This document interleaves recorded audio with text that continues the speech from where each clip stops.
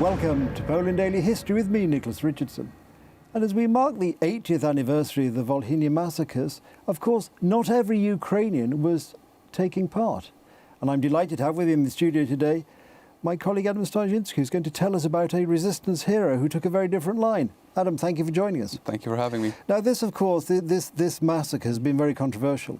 And indeed, it raised its ugly head, even at the time of the Russian invasion of Ukraine, when people said, well, look, Poland is supporting Ukraine. Look what happened, how Ukraine, or certain Ukrainians, treated Poles all those years ago. But of course, not everybody fell into that category by any means. That is true. And as you mentioned, this is a topic that has long been a thorn in Polish-Ukrainian relations. With the invasion of Ukraine in 2022, the full-scale invasion, the topic, you could say, went into the background for a while. Naturally, Russian propagandists were trying to do everything they could in order to bring it out, to sever Polish-Ukrainian relations, or at least to weaken them as much as possible. However, the Poles didn't take the bait, so to say.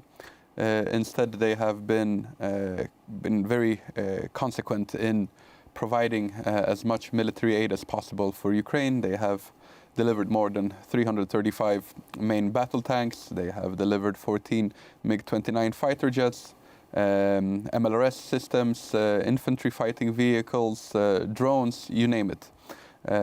However, on July 11th, we had the 80th anniversary of the so-called Bloody Sunday, which was the, you could say, the climax, the apogeum of the Volhynian massacre. It was a day during which the Ukrainian insurgent army attacked 99 Polish settlements in Volhynia and murdered in total somewhere around 4,000 people. Throughout the month of July, there were intense attacks. This was the most hot period of the Volhynian massacre. In total in Volhynia, probably somewhere around 10 to 12,000 Poles were murdered in that month. All taken together with the Volhynian massacre and also in neighboring Galicia, somewhere between 70 to 100,000 Poles were murdered. So naturally, this is something that lingers in Polish collective memory. A lot of young people have heard from their grandparents or even great-grandparents in some cases what was done to them, their families and their friends during the war. So there is a certain foundation from which these Russian propagandists can try to disrupt Polish-Ukrainian relations. The Poles are, right now especially, they are expecting two things. They are expecting an apology and admission from the Ukrainian state that this was not some kind of mutual fight. This was, in fact, a genocide. As I mentioned, 70 to 100,000 Poles were murdered. It was practically also an attack that came out of the blue, so to say, in the spring and especially the summer in July of 1943. The Poles also in revenge killings, they attacked Ukrainian villages, they fought against the Ukrainian insurgent army, but there were also cases where they conducted reciprocal massacres against Ukrainian civilians in certain villages. So the Ukrainians also lost around 10,000 killed on their side.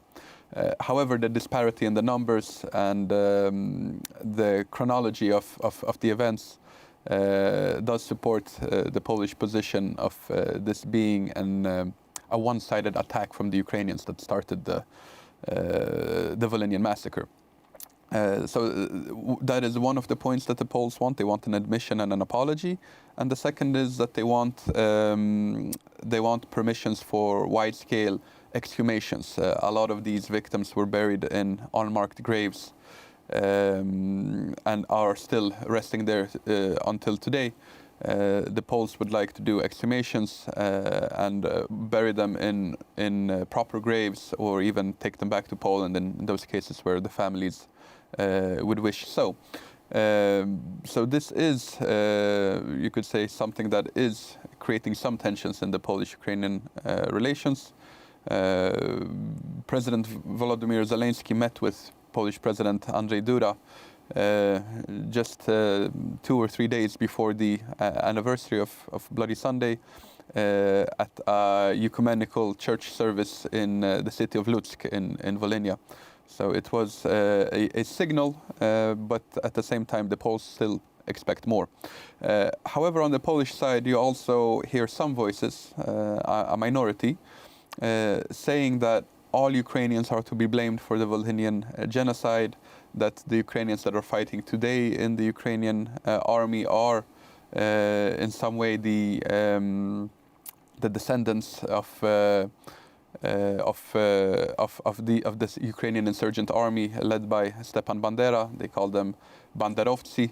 That's a term which, of course, the Russians are very quick to use. Absolutely.